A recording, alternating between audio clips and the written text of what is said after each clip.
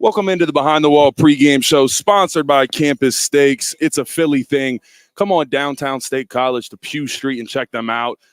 We got some cool Penn State football memorabilia cups we're coming out too with the players. This week we have Riley Thompson, and he will have a signing Sunday morning, 10 to 11 a.m. here at Campus Steaks. Let's get into today's show. And first, we had a game last night. Jets versus the Patriots, where two Penn State football players were featured. Olu Fashanu, star left tackle that was drafted in the first round by the New York Jets. And then Caden Wallace was drafted in the third round by the New England Patriots. And they both got to see a lot of their first playing time last night, and actually at opposite positions. Caden Wallace got to play at left tackle the whole night. Olu Fashanu played at right, and they obviously played the opposite in college. So it's fun to see them go at it, and a couple Penn State football players doing really well. But let's talk about Kent State a little bit headed into this weekend. Right now, Kent State, they're 0-3.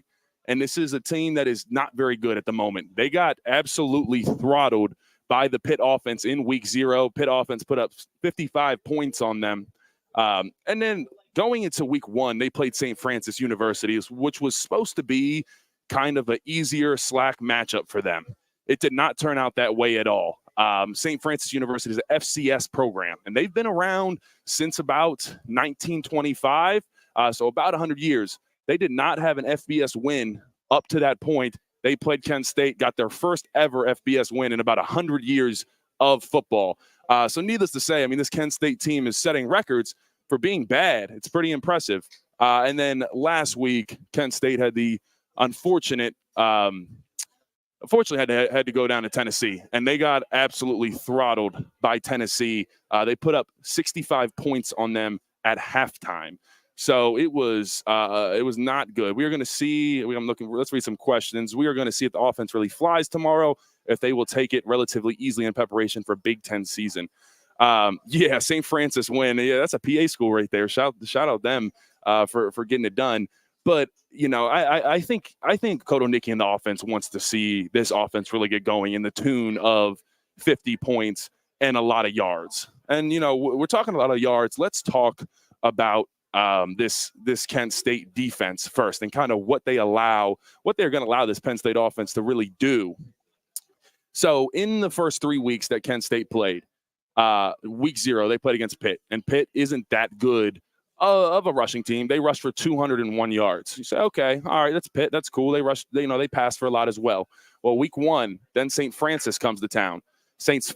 Francis runs for 207 yards. And I mean, that is normally the big difference between an FCS program and an FBS program, is the ability to run the ball. The guys up front are a little bit bigger. Come sit down. We got Mike Poorman here. We're going to get you on, man. I am joined by, we're just going to free ball this, man. How you doing today, Mike Poorman? Great to see you. I'm going to get you hooked up here in 1 second. We're joined by Mike Poorman, who's been covering the Penn State football beat for what? How long you been covering the beat for? 1979. 1979. Don't worry. I'm going to get him a mic right now. We're getting him hooked up. And 79. That was almost before my dad was born. He's been covering the beat. I mean, I don't mean to put you on throw you under the bus there, Mike, but God, that's pretty impressive work. I'll tell you what. But I've had the pleasure of getting interviewed by him, as well as interviewing him himself too. So it's a good time. I'm sorry, it's wire galore back here. We got you. Well, you know what? You're a great interview. Oh yeah. Because you give scoot in a little bit more. you give as well as you get, and Okay. I love that. You're in the category of a Jordan Stout. Or I'm trying to think Who was your best interview? I mean, Mike spends a lot of his time interviewing the players, and I always give Mike credit. I say he was my toughest interview I ever had, because he gave me some question about it was when the offensive line was still the punching bag of the team, And you gave me a question. I remember I said, it was going into 2022. And we did. We got the run game a lot better. And I said, I think we're a little more focused. We're grinding a little bit more. And then Mike turned around. I'm a freshman. This is the first time they let me talk to the media. And Mike comes out and he says, well, I don't really think that, I see you said something along the lines. I go like, give me an example, or how do you know that's true? Well, and then you said something along the lines of like, were you not grinding before? Were you guys not working hard previous to this? And I was like, oh, he's trying to get me in a lie right now. That is good. That was good though. It was, you were preparing me for the tough media. Oh, you got a question for Mike. Mike, you definitely get this question a lot, but what was the best game you ever covered? Well, I like that. Go ahead, take that. Oh, that's a great question. I mean, I don't have to think twice. 1982 Sugar Bowl. Easy. It was an amazing game. It was because it was Penn State's first national championship. Close game, back and forth, third quarter. And as a reporter, after the game or right before the game's over, you might go in the field or go to the press, go to the interview area. So between the third and the fourth quarter, this is my favorite Sugar Bowl story. Third and fourth quarter, I'm running to the men's room. Right. So I'm good. I won't drink anything else before the end of the game. This is a good story. I like it. I'm at the urinal. I look next to me. Keith Jackson's urinal. Thanks. Oh, we just pulled out. Oh my God! What is that? Look at that! Look what it is. Is this the 82 game? It's a ticket to the Sugar Bowl. Ticket to the Sugar. If you're watching live on YouTube, we just got handed this by my man Matt, Penn State jerseys. He's in town. I'm bringing him on. We're going. That's to my great. podcast, Give me a fist bump, man. We just got. Were you there? You obviously were there. Ticket from the. From the MVP himself too. Yeah, this is cool stuff right here. We're gonna get into some more Penn State memorabilia towards the back end of the show. But we got Mike Poorman on right now, and I already crafted up some questions. And every time I have Mike Poorman on as a guest, I like to throw him some hard balls because I always credit you for throwing those hard questions, and that's what taught me as a young journalist myself. Sometimes you got to ask the tough questions. So I think you're the guy to do it. Well, can I interject one thing, and it's about you? Oh yes, I'd love that. Landon, as the student, I would ask you tough questions. And you were very nonplussed. You would reply, and not in a attitude way, but in a confident way. And I think that's where I first gained. It's great what you did on the field, but your ability to handle those things, I think that's really key. I appreciate it. That means a lot. Thank you. All right, let's get into this. And I want to talk about, you had a sit down with Drew Aller kind of to start the season. And there were some really good quotes out of that. And I think the biggest one was Drew Aller talking about being the thermostat and not being the thermometer, meaning that he is then, how you put it, registering the heat and controlling it instead of just kind of taking it on and then allowing it to control him. What were your takeaways from that interview? And I think, that was something, being a leader, being confident up to this point was definitely something that was a bit of a question mark for Drew Aller, and he gets elected captain. And then you get to sit down with him, kind of hear a little bit of how he has evolved. How has he progressed in your eyes since when he first got here to where we sit today going into Kent State? That's a great question. I think his self-awareness, I think you have to understand how you're being perceived. And you don't necessarily have to adjust to that, but you understand what the common refrain is, what folks are thinking, and where you can improve. And I think it showed a great level of maturity on his part to acknowledge. That was a great quote. Yeah. I think it was a great quote. I thought it was fantastic. And I think the proof was in the pudding against West Virginia when he gave the stiff arm, when he complained about the call. Like he took that criticism, he took that coaching, and he did it. More than any pass he threw, those actions really showed to me that he is maturing. Yeah, I agree. I mean, I think you look at Drew Aller's numbers up to this point, and it looks similar to last year. He's got 450 yards passing, 5 touchdowns, 1 interception. It looks good, but it looked good last year as well. But I think you see the difference in his style of play. He's playing with a swagger. He's playing loose.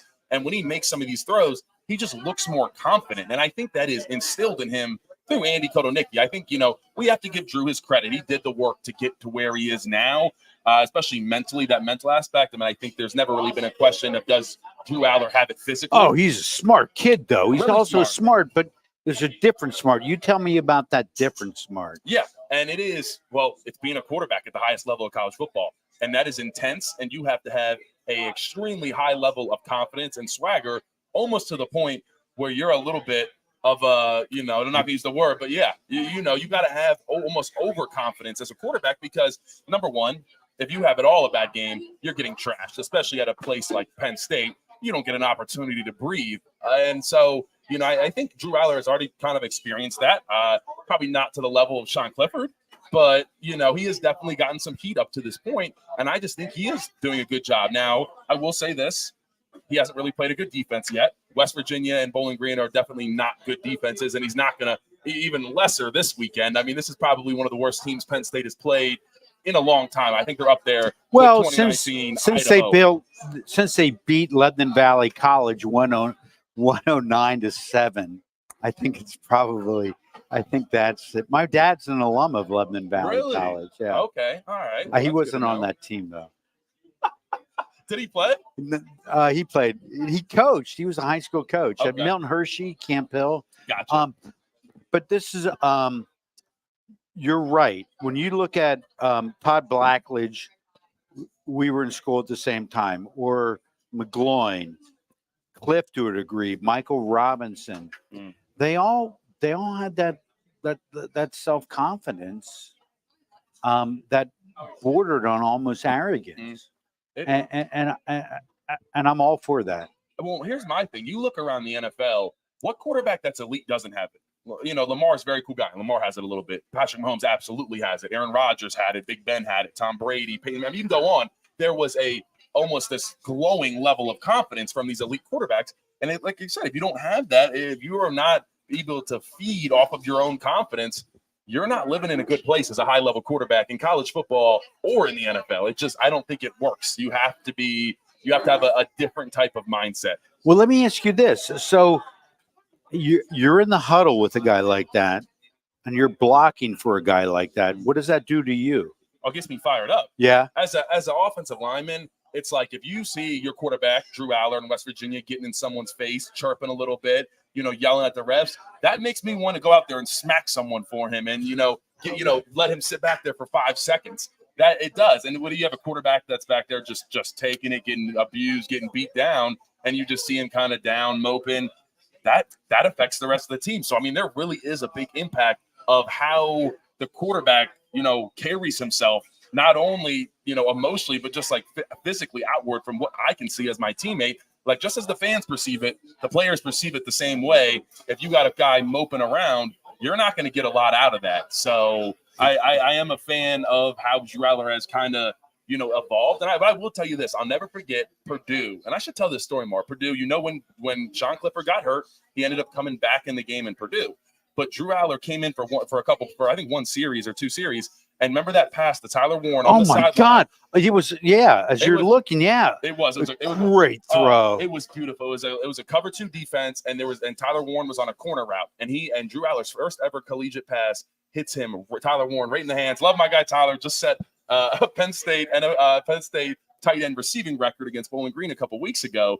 But unfortunately, he dropped it. But I'll tell you, before he threw that ball, I remember I was in my stance, and I kid you not, I turn around, and Drew Aller winked at me. He gave me a little wink. I kid you not.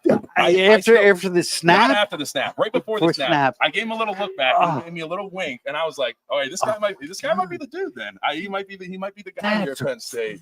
Yeah, that's a great story. That is my favorite Drew Aller story, probably up to this point. But Mike, real quick, we're going to take a quick break, and then we're going to have Mike for a little bit longer. We got some other stuff we're going to get into. We got some cool stuff for you guys today, but we will get right back after this break. The Center Hall Farm Store has been serving Center County and beyond for well over a half century. A small family business, the Center Hall Farm Store specializes in animal nutrition and manufactures its feed fresh using local ingredients. Get the best in horse, cow, pig, chicken, and bird feeds. If you're not already a customer, stop in and see why so many your neighbors are. The Center Hall Farm Store at 110 West Allison Street in Center Hall, or call us at 814-364-1393. A lot has changed about State College. One thing that hasn't is W.C. Clark's Coffee Roasters on 234 East Calder Way. 30 different varieties of specialty coffee beans sourced from over 25 countries and roasted with love each morning in Happy Valley for over 45 years. They'll ship their fresh roasted coffee from their doorstep to yours. Order online at statecollegecoffee.com. That's statecollegecoffee.com. Two of the top names in local printing have combined to serve you better. King Printing and State College has merged with theprinters.com, forming one of the 400 largest printers in America. Combining traditional offset printing and digital workflow techniques, theprinters.com can print, assemble, package, and ship to anywhere in the world, all with the same high quality customers have known and trusted for over 50 years. Buy local and save. Get started today at theprinters.com. Ready to be part of something bigger? Come pave the road to success at Glen O'Habaker and discover a career where your hard work and determination can build a bigger, better future. Our team believes we can build a stronger future together. Join us at Glen O'Habaker, where we value teamwork on the field and on the job. Go to GOHcareers.com to apply. GOHcareers.com. And best of luck to all the Center County sports teams all season long from everyone at Glen O'Habaker. With a Timber Kids savings account, you can start to save money, earn prizes, and teach your kids the value of savings. It's easy as 1, 2, 3. Building futures is what we do at TFCU.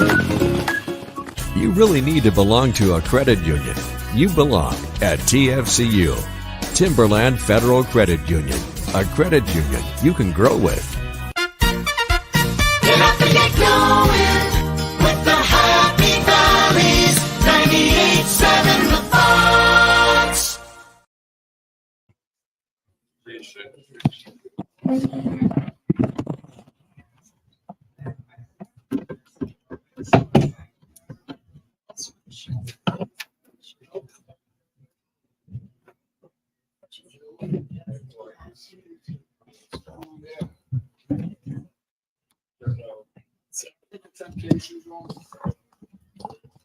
Test test 1 2. No, you still only got him. I don't know what it is. Forget it. Cool. How many more minutes left in your time? I have to restart my stream. They got unplugged back here. Unfortunately, I got 1,500 wires going.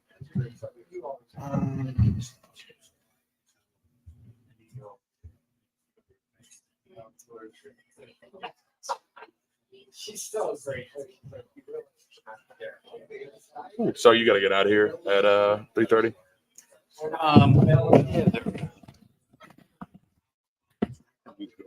She's got, there you go.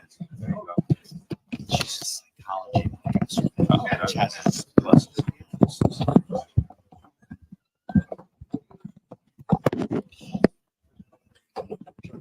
He's too loud.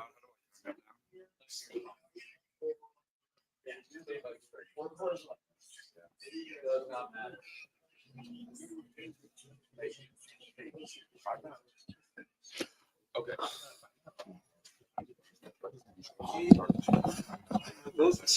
What are you doing, man? I know you're busy this time of year. We got to do that walk. Absolutely. This guy loves you. He had poor judgment. Am I on? I'm on right now. Oh, that's good. Audio's good? Okay. Well, Mike, we are back in action. It seems like we're good. So I think we're just sitting here talking in front of people for a little bit. All right, let's get back into this, Mike. And I want to talk about, headed into this Bowling Green game, what do you... Kent State. Excuse me, after the Bowling Green, headed into Kent State. What are you looking to get out of this game if you are James Franklin? After a game where you the fans looked at it, hey, this is going to be one where you're able to get freshmen in, where you're going to, get some time to see younger guys, rest Drew, Nick, Katron. Didn't turn out to be that way. Now head into a game where Kent State really is a lesser opponent compared to Bowling Green. Bowling Green's probably going to win the MAC. Kent State's going to be at the bottom of the MAC. And up to this point, Kent State has led up and a ton of points. And then you look at as far as the yardage they've led up. They let week 0 Pitt rush for 201 on them. Against St. Francis, which is an FCS program, they rushed for 207. Tennessee put 456 yards on the ground against Kent State last week. So what are you trying to do if you're James Franklin this coming weekend? Well, no, that's a great question. I think you're trying to get your guys to come out the first quarter, and you know this better than I do, is to take it seriously and tend to their knitting, come out strong and lay it on. And then the secondary thing is you're looking for your younger guys to see how they do in a controlled scrimmage. I think those are your two goals.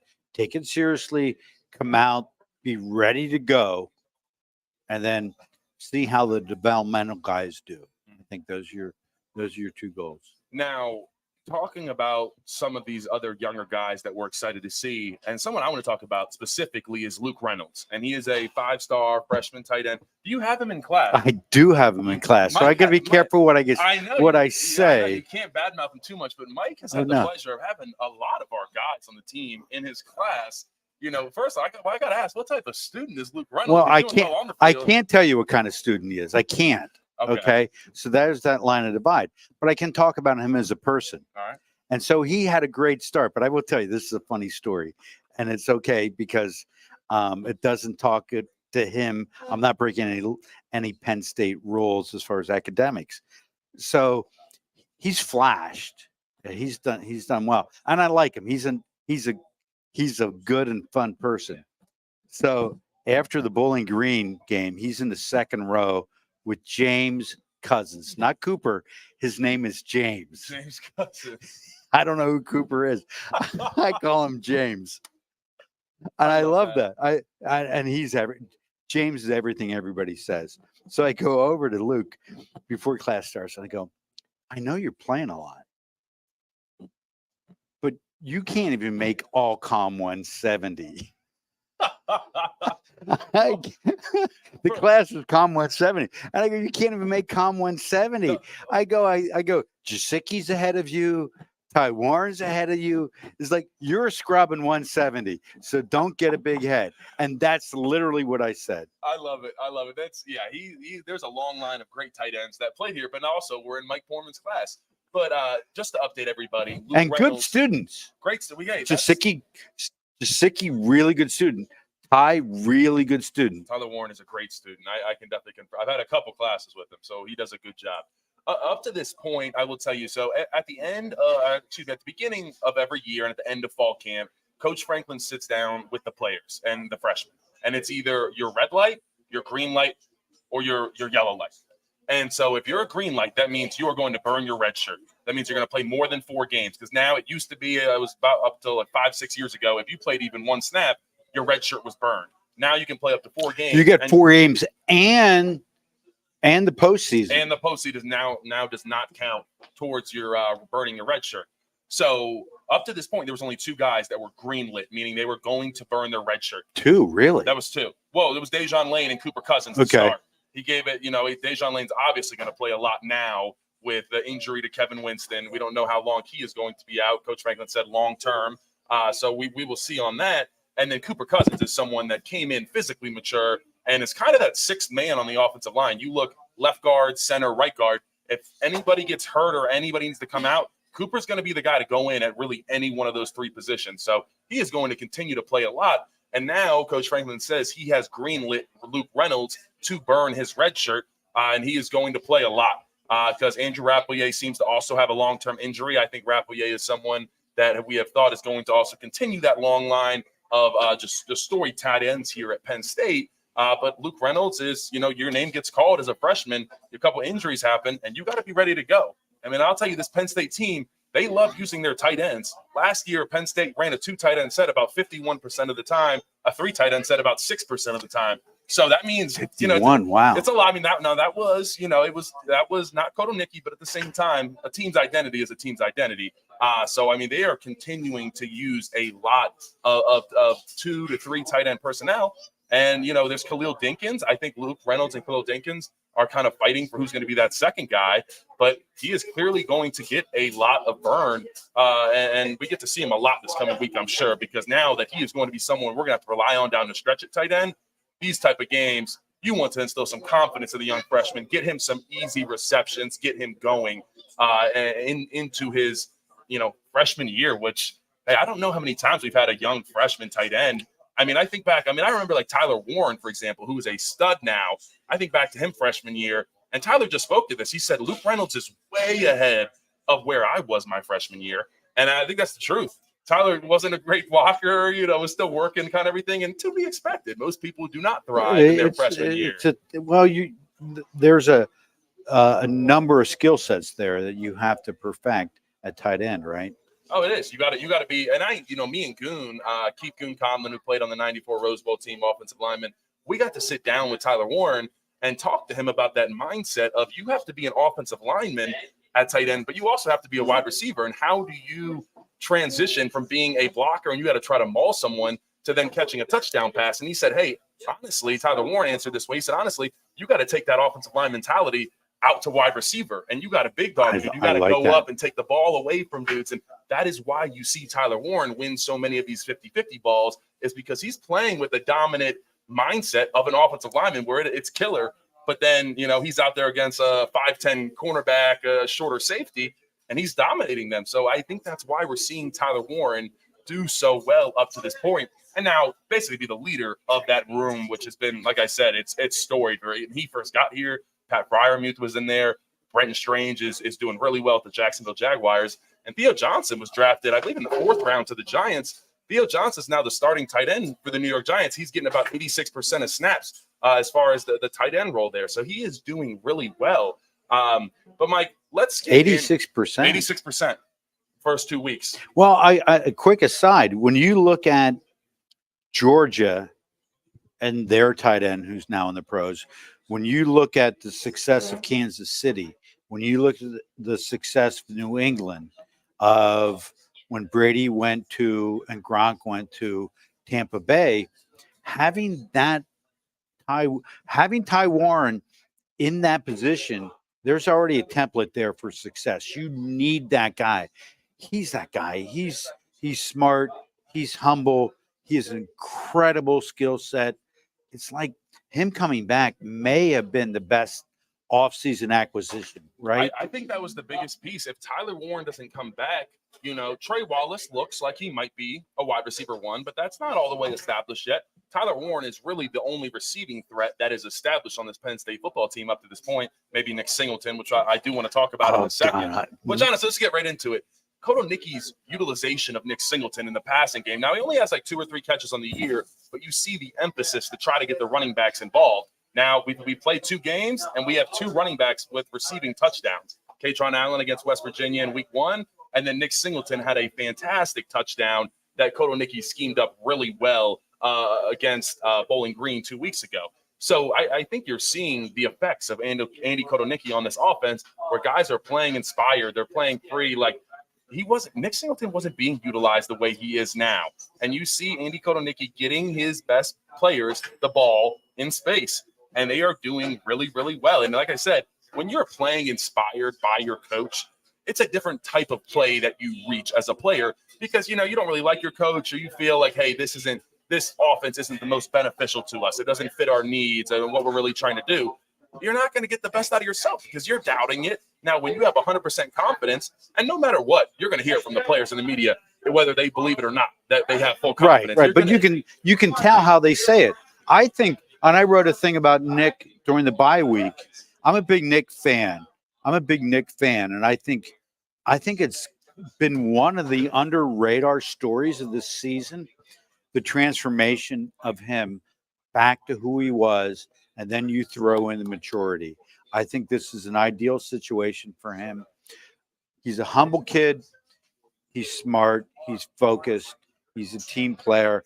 I think this is a great schematic change for Nick Singleton. No, I think you're right. And up to this point, Nick Singleton he's played 2 games this year. He's averaging 9 yards a carry.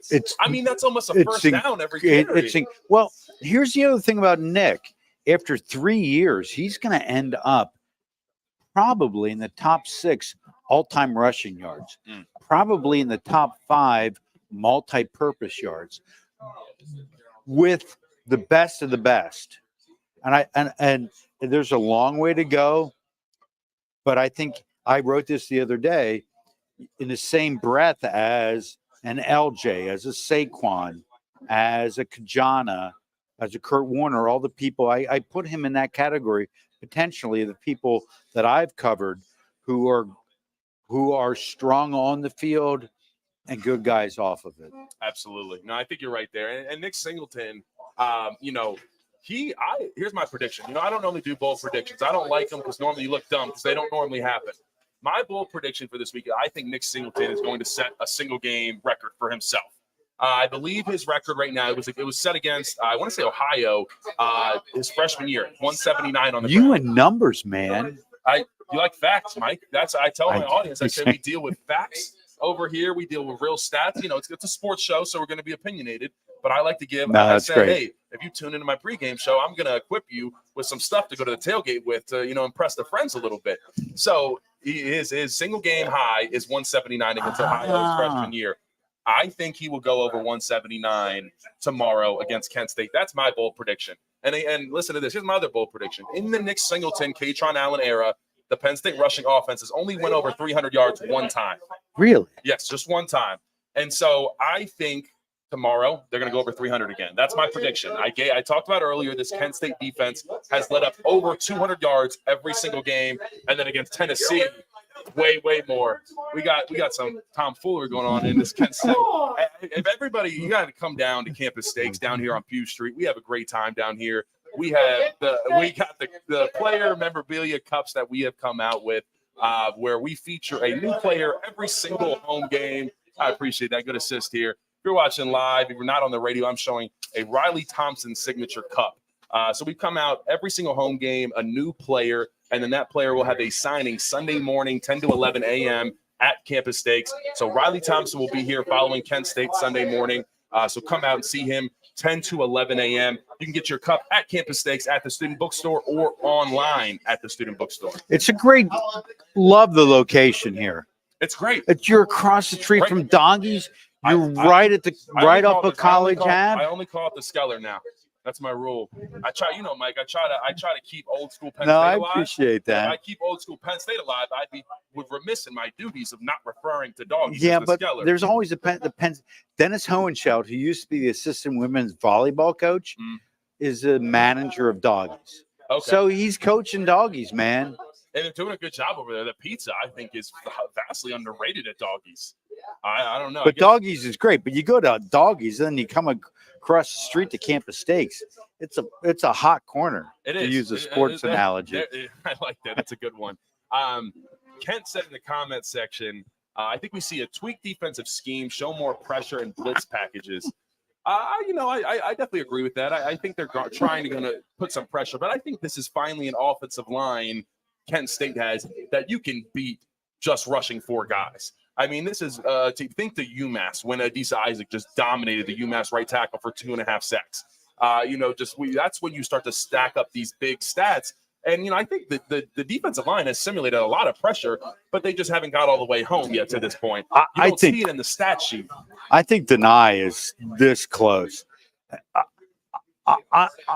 I think he's going to have a great season. And here's why. He's a physical stud, but he's also a really good person. So I'm going to root for him. I think he's this close to breaking out. I think you're right. And I think, and Coach Franklin said Bowling Green, that was their motto. Get the ball out in 2 seconds, in a second and a half, because we do not want to let this pass rush, this Penn State defensive pass rush, get after our quarterback. And so Bowling Green, credit to them. They did a great job. I just don't think Kent State, I think this is where you're going to see the difference. And I've talked about this. The difference between a lower level school and a higher level school, it's not necessarily the skill players. I mean, obviously the skill players at Penn State are better than Kent State, but the big difference is the guys up front.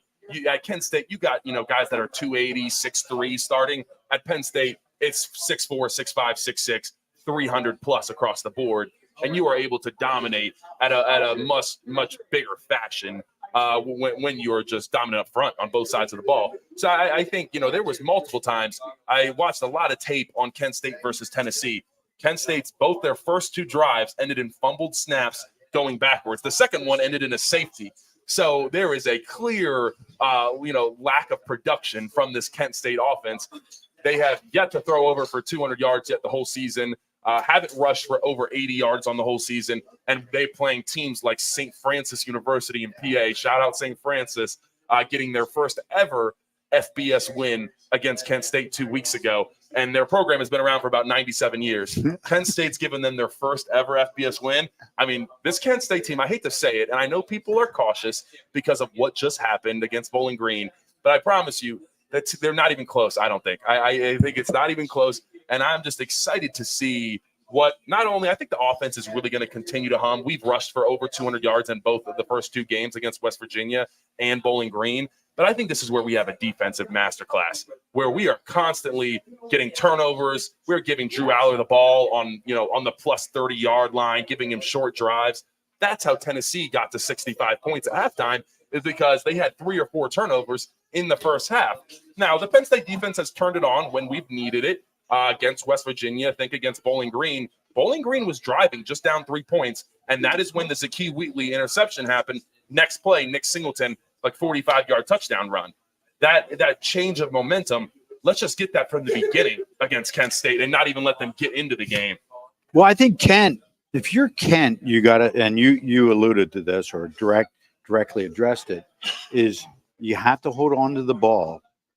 But they got to, if they play ball control, they take every second of the clock. And even though they had 80 yards, they run the ball, that they shorten the game. And if I'm them, that's what I try to do. You shorten the game. I like that. Mike, so you've been obviously covering the team since you said, 1979? So I don't mean to put you out there. Yeah, since your grandfather was born, Landon. Yeah, Thanks, something pal. like that. So I want to ask you, what was the greatest first game freshman performance you've seen? So not necessarily the first game of the season, but the first time a freshman had that first initial impact. What player was it? If you could come up with it was one. Kurt Warner, man. Really? Kurt Warner. Saquon was super special, but Warner was in that class. And Warner, the class of ability, as far as a returner, I mean, Warner as a freshman was amazing. And he was so humble, but he was so quick. He was a first-round draft pick. And folks forget that. He was NFL Rookie of the Year at Seattle. Warner was incredibly special. Okay, I like that. I loved him on the wheel route, like Joe used that, and he was really, and I have great affection for Kajana, but Warner was incredibly special. Well, someone you talk about utilizing a running back out of the backfield. We've seen Saquon Barkley got a wheel route touchdown again.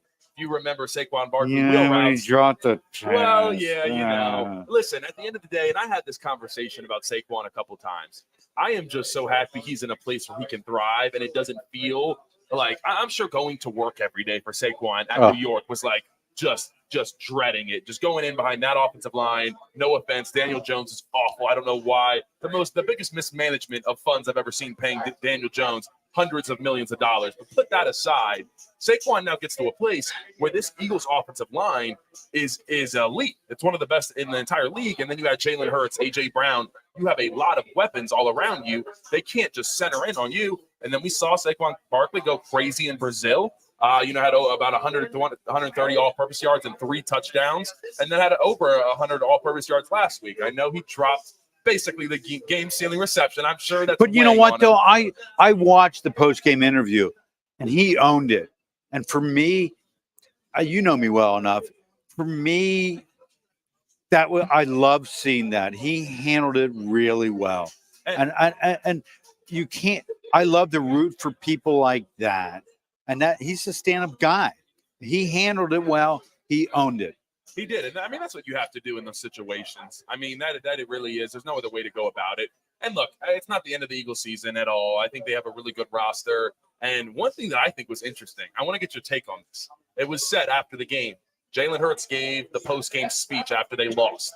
And this, I mean, the Falcons team, they played my Steelers. They were awful. They were not good. And then the Falcons went into the link and got that win. Or was maybe it was in Atlanta. I might have got that wrong. But either way, no, it's in the link. I think. Yeah. Yeah. You didn't hear the boos? Yeah, exactly. Fair point. So next thing you know, Saquon is now, in a world where he is, he's starting to play. He's just getting utilized more. It feels like now, you watch a lot of cut-ups of him, and there are holes for him to hit, and it's like he can actually have fun playing again. And he looks like Saquon did when Saquon was here. That's a great point. It is the movement, the way he's hurdling guys. I mean, he is just having these explosive longer runs. But sorry, back to what I was originally going to say. I got a little sidetracked on Saquon. So Jalen Hurts gave the post-game speech after the game. And Nick Sirianni said there was no need to give a speech, and Jalen Hurts was the only person that talked after the game. I have never been in a locker room where the head coach did not address the team after the game. What's your take on Nick Sirianni not talking to the team after the game? I think they succeed despite him. Jalen Hurts is the grown-up in the room. You have to like how he's handled his business, going from Alabama to Oklahoma to being in that situation. I think he was third round, right? Like he didn't come in and it wasn't handed to him. And like, he's going to finish his career if it's in Philly with a different head coach. Absolutely. I mean, I root for people who handle their business the right way, who do things the right way. And he does. He does. And that's why, Saquon after the game, those things are important. Appreciate it, guys. We got some love here. Jamie Perry, the best academic advisor at Penn State. There he is. He takes care of me, man. We get all my stuff. You got to come down to Campus Steaks on Pew Street, downtown State College. We got all the eats you could want. Late night open until about 2 a.m. Okay. And there's the cups here. Riley Thompson, come out and check his cups out. He will be here Sunday morning. Riley's a fun dude. Riley's a great interview. He's a great interview. Let me tell you, we can see him Sunday morning, 10 to 11 a.m. Come by, see Riley. Fun. Breakfast here. He's a fun guy. Listen, I got to go golfing on the bye week with Riley Thompson, and let me tell you my team. So there's about 12 of us, and we had a bye week golf group, and we're trying to make this a yearly thing. We got a couple bye weeks this year, so maybe we'll get another one. But my team was me, Riley Thompson, Tyler Warren, and Keaton Ellis is around. And I had Keaton in class. Did you? Keaton is deceptive. Funny, good dude, good student. He is. He's a legacy guy. I didn't know that. I did not know that. And he's a state college guy. He's the only guy that was really on the team. He's a townie, He's a state college townie, man. Guess I'm going to have to start calling myself that soon, Mike. I'm going to join you. But let's pivot in. One thing I want to talk to you about that's funny is last night, Caden Wallace and Olu Fashanu, they played each other, Jets and Patriots. And what's funny enough is that Cade was left tackle. Is that what you're going to say? Yes. So, I mean, obviously, Olu Fashanu played left tackle here his whole career. Caden Wallace played right tackle. Well, last night, Caden got the start at left tackle for the Patriots. And then about a little over halfway through the game, Morgan Moses goes down with a knee injury. Olu Fashanu comes in, and they swap positions. And, Olu had a really good game. Caden started out well, had a couple penalties. But I will tell you, Caden Wallace is playing left tackle. He, credit to Olu Fashanu. That's why he's a first-round talent. He is able to play both sides easily. And that's not really something I can tell you. I mean, I played next to Lou. He's not comfortable at right tackle. He's just that good. He makes it look easy at right tackle. Now, Caden Wallace is very athletic, but he's not used to playing left tackle either. And you see it. And, you have a couple holding penalties, that type of thing. So you got to let guys come along. But overall, it's fun. I like to update. I do a Nittany Lions in the NFL segment every week where I kind of update the fans on how our guys are doing in the league. So I always like to talk about it a little bit and make sure, we got a lot of great talents in the NFL. And if you look, I got this right here, actually, PA Nittany Lions. If you're watching live, I'm showing, I kind of had this really cool, I was given this by Ryan Mock, one of the fans of Penn State. And it has all the guys from PA, from the state of PA, that made it to the NFL. And we got Hackenberg, and he was just in here a couple minutes ago. We got some cool guys on that one. Well, Caden's a great example. You're a great example. is Penn State offensive linemen.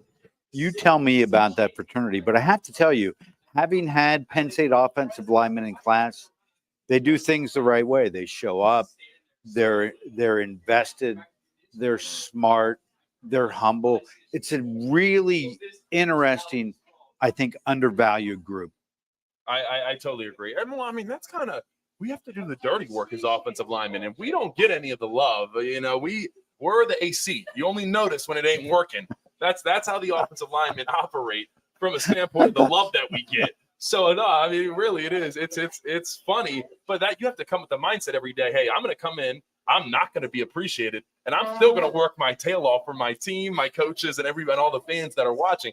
So it's a very selfless position offensive line play is. So I think that's why you see them succeed in the classroom. And overall, let's just be honest, offensive linemen, I think they're the smartest guys off the field. I mean, think about John Urschel. I had the pleasure to sit down with John Urschel's agent and have him on my YouTube. If you want to go check that out a little bit ago. Jim Ivler, man. And that he's is someone so good. Penn State guy. I talk about it. I got introduced to Jim because Mike brought him into his class. I got to meet Jim Ivler, and there's the connection. So there's Penn State always making connections. But I got to talk to him, about what that is really like when John Urschel was going through the process of getting drafted.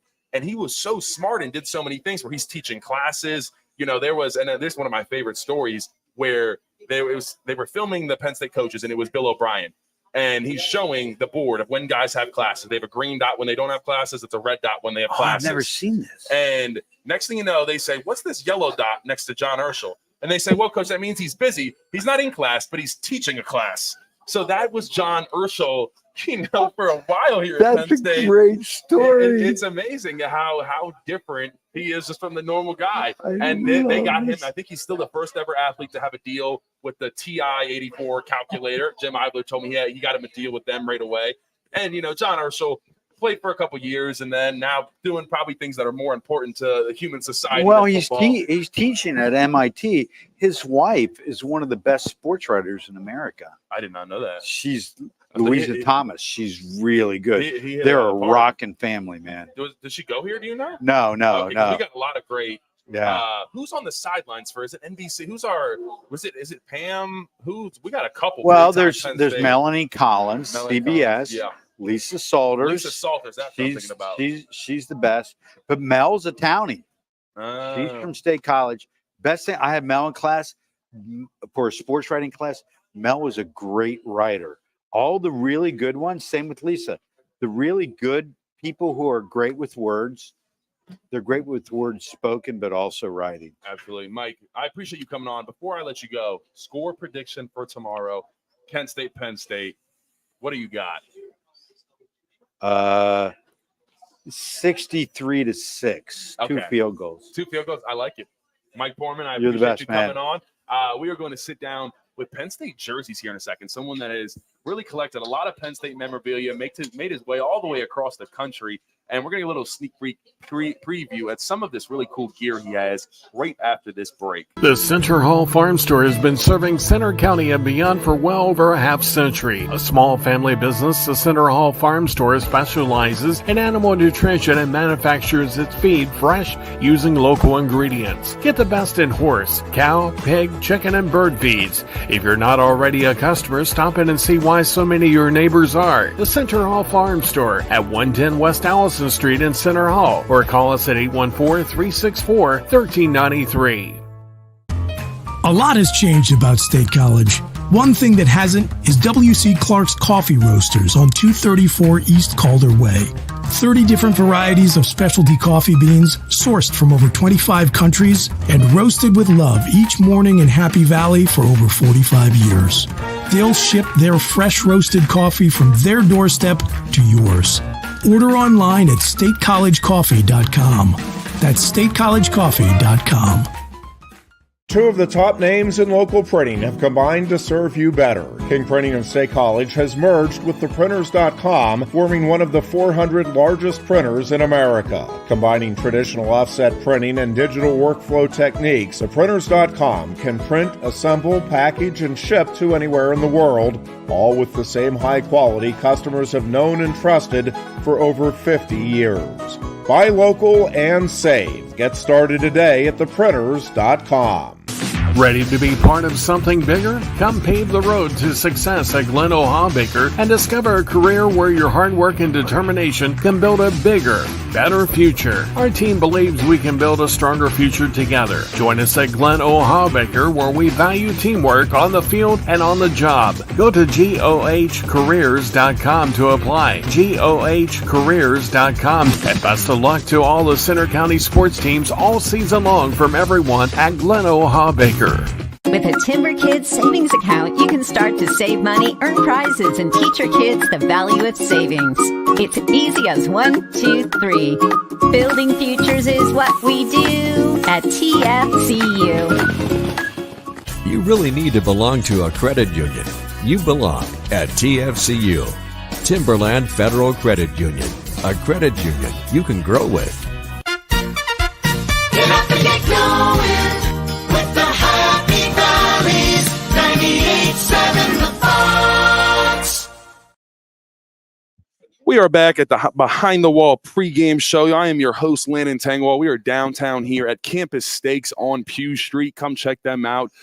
We just came out with these player cups where every home game we come out with a new player on the signature cup. Think back to the 80s, 90s when they had MJ, Barry Bonds, that type of thing. You could collect their cup. That is, what we did with the Penn State football players. So every home game, there's a new player.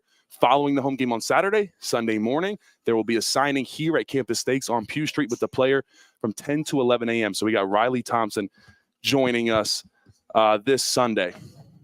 Now, I am joined by a friend, Matt. Matt, how do you pronounce your last name again? I didn't even ask you before we got on. Wolash. So us players, now you guys not know, he goes by Penn State jerseys on Instagram. You might not know Matt up to this point, but if you're a Penn State football player, you absolutely know Matt because he is, it feels like at every game and also at practices kind of waiting out there, ready to get stuff signed, always collecting stuff. How did you get started collecting Penn State memorabilia? And, how has it evolved from there to where you are now? Sure. So I'm 40.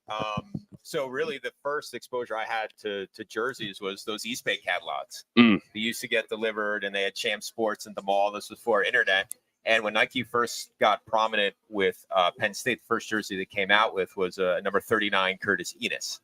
And that was in 1997. I may be dating some of the younger fans, but that was the first year they made like an authentic jersey with sewn on numbers. And so for, a young kid, 5th, 6th grade, just getting into it, used to have replica jerseys. Now you're upgrading to this like authentic jersey with the sewn on numbers, and 39 and Curtis Enos is on like the cover of Sports Illustrated and Penn State's number 1.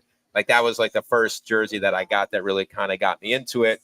And then at that time, that's when eBay started becoming more prevalent, and you start looking around online, really discovered like, wow, like there's jerseys that players actually wore in the game that are for sale and are out there. And I remember buying my first one when I was maybe 16 years old, and I got it and I held it. I was like, wow, this is like the coolest thing that takes you so close to the game. Who was it? And it just started. It was like a number like 25 jersey. It may have been Aaron Harris or something like that. And it just that got me hooked. And then I've been really collecting for 25 years since, and probably have over 100 jerseys at this point. That's awesome. I know, because I think, people think about Penn State memorabilia, and a lot of people have some, but I feel like you're the guy I see the most consistently, kind of posting the gear and then at the game still committed to collecting the gear, because, as much as we're in the present now, you're collecting now. This type of stuff from Abdul Carter and Drew Aller, people say, oh, okay, that's cool to have, whatever. You have Drew Aller, his commitment jersey, right, that he took his his official visit in, right? Correct? And it was number 14. Yeah, so it's a crazy story about that jersey. So actually that jersey was issued to Christian Hackenberg in 2015, and it had very high cut kind of like skill sleeves, and I actually showed it to him at the blue-white game, and he said after the second game, I didn't like that jersey, so they issued him a new jersey with like open sleeves. And I have actually both those jerseys, both the blue ones. But that jersey basically went put aside, and then the equipment staff kind of used that when recruits come up, and Drew Aller was number 14 at the time. So when I got the jersey, I actually went back and looked on his Twitter feed and was able to, what's called like photo match the jersey to the one when he was on his visits and when he posted his official commitment did his like photo shoot with everything. Yep. It has like the exact loose threads in the side. So that jersey has such a cool story. It was worn twice by Christian the first 2 games in 2015 at home, and then later by Drew. So it's just kind of a cool story. That's awesome. That's awesome. So what is, up to this point, what is the favorite thing you've collected? And you got some cool stuff here. We got a signed ticket. What's from the 1990? 1982 national championship. Yeah, this is Penn State's first national championship in 1982. This is a ticket that was graded Gem 10 by PSA and signed by Todd Blackledge. I actually bought it to the Center County Foundation dinner 2 years ago. Showed it to Todd Blackledge. He was amazed at how perfect condition the ticket was. He actually showed Michael Robinson, some of the other guys there, and he was nice enough to sign it for me. But the significance is being Joe Paterno in Penn State's first national championship. A ticket graded PSA 10, signed by the MVP. Put a Bible verse on there, Proverbs, and put Sugar Bowl MVP. So this is kind of the first national championship that Penn State has earned under Paterno, and signified pretty significantly there. That's really neat, man. And I like I said before, I even got in contact with you when I was a player. I would always see you, and I'm like, this dude's had every single game. It feels like. First off, when did you start coming consistently to the games? And then what is your favorite game that you've ever been to as a Penn State fan? Sure. So I was lucky enough in 1999. I was a senior in high school, and where I was living in New Jersey, about 3.5 hour trip. And my dad said, hey, listen, if you do well in school this year, I'll bring you the Penn State Arizona game, which at that time was number 3 versus number 4 in the kickoff classic. That was the first game I went to. And Shafi Fields had an amazing game. Larry Johnson scored a touchdown on his first pass. And I remember seeing LeVar Arrington, who was on the cover of Sports Illustrated at the time, kind of amping up the whole team. And that really was like the first game I went to. Now, when I later went to college, it was a lot easier without kids and jobs. I actually went to every home game in 2003 and 2004 when the team went 3-8 and 4-7. And that led to going to every home game but one in 2005. And the 2005 team, because of kind of like the commitment I put in those prior 2 years where they really stunk and really struggled, the 2005 team is kind of my favorite of all time, because all those players that kind of saw through that struggle. No one transferred, no one left. Everyone stuck together and was able to succeed. But obviously a little less now with wife and kids. And I was living in Hawaii for a couple of years, so I flew back for a couple games, but it was harder. What was that game day experience like when you were living in Hawaii, trying to get back over here to State College? When did you have to leave? How many flights was that? I mean, so the first game I flew back for was the blue-white game after I moved over the summer, and it was basically from California to Chicago to Pittsburgh, and then drove. But blue-white weekend is one of my favorite weekends.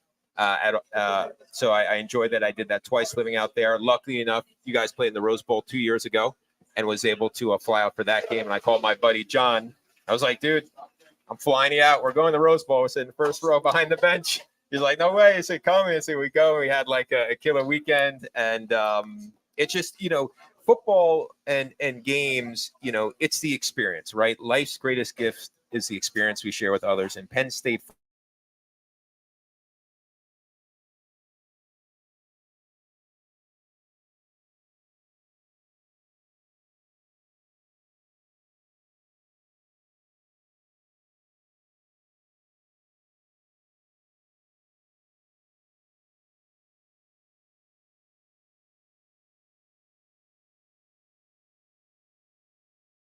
is always there. So appreciate him. It's an amazing experience. It's the people that makes it special. Absolutely, man. And we appreciate you guys. I think sometimes you guys don't realize like how much, Beaver Stadium means to us players to run out there. And it's like, okay, there's actually 107,000 people that want to come see us and support us. And now with NIL and all this other stuff, and we're still feeling the support from the fans.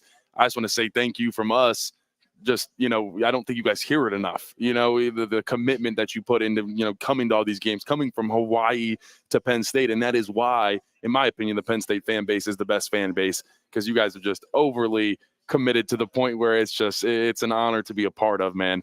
All right. So we have about a minute left. I have to ask you, getting into Kent State tomorrow, what is your score prediction for this game? And then if you could have it your way, who would be your MVP or your MVP prediction? What you think is going to happen? Yeah, I mean, I looked at the weather. It's supposed to be a little wet, so I'm going to go Penn State maybe in the lower 40s. Okay, like or 42. so, maybe 42. Okay. 39, 42. I think Penn State maybe would get about maybe like 10 or 13 points, maybe a touchdown late in the game. It's hard Okay. to say, when you get that lopsided a game. But I would say I'm going about like 42 to maybe like 10 or Okay, 13, something. all right, I like that. something I like that. That's safe. Absolutely. Who would you want as your MVP if you did? Let's go with like a little bit of a younger guy, maybe. A younger guy, I say Julian Fleming finally I like has it. a I nice like it. breakout game. I know that he's probably, kind of maybe pressing a little bit at this point, wants to get involved in the offense. I know he's super competitive, but I think this may be a game he's able to kind of get himself in the right direction and be kind of that second and third receiver we really need behind Harrison. No doubt, man. I appreciate you stopping by. You guys have been listening to the Behind the Wall pregame show at Campus Stakes. Come out and check them out. Downtown State College on Pew Street. Appreciate you guys tuning in. Peace.